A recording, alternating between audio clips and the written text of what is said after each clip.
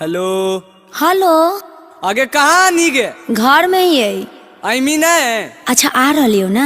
आ जाओ धोखे दे में की। अरे नहीं नहीं पक्का आ रही हो। फोनवा काहे न उठाबो नी गे?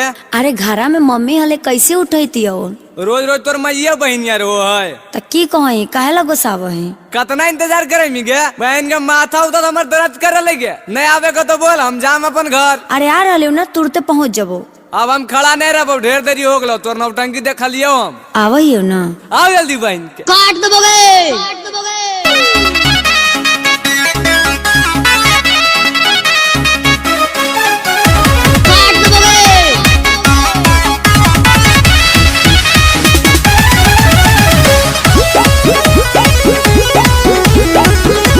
Music by Chandan Singh।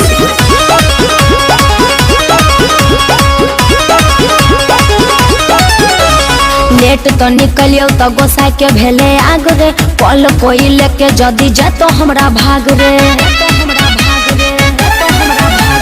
Late तो निकलियो तो गोसा के भेले आग रे। पल कोई लेके जदी जा तो हमरा भाग रे।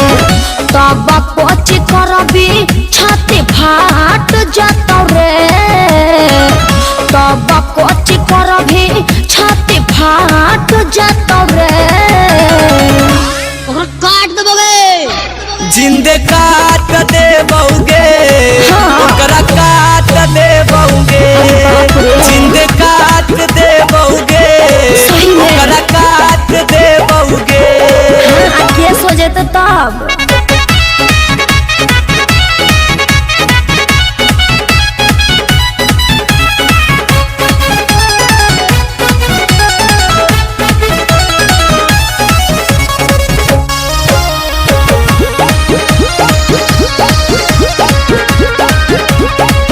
हियौ में हरारू नहीं तो रहियौ हमला भर रे।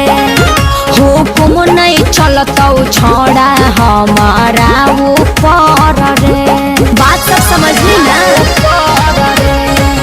तोरा हम चाहो ही जान से भी ज्यादा। तोरे से शादी करबौ करो ही वादा। एना नहीं करिए बोलियो ने निकलतौ जब डांट देतौ रे। बोलियो ने निकलतौ जब डांट देतौ रे। काट दबोगे। जिंदे काट दे बहुगे।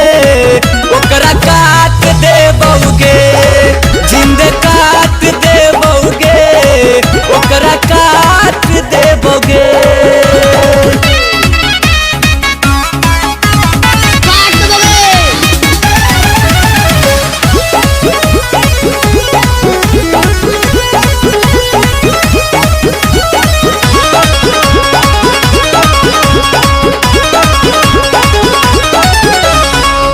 मम्मी पापा से पहले घर में लेबौ पूछ रे।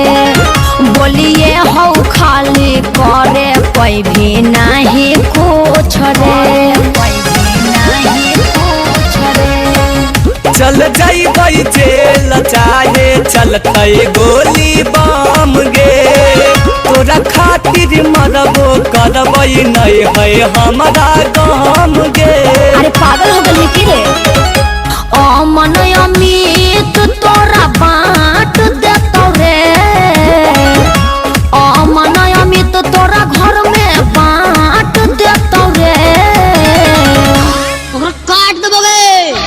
जिंदे काट दे बहुगे।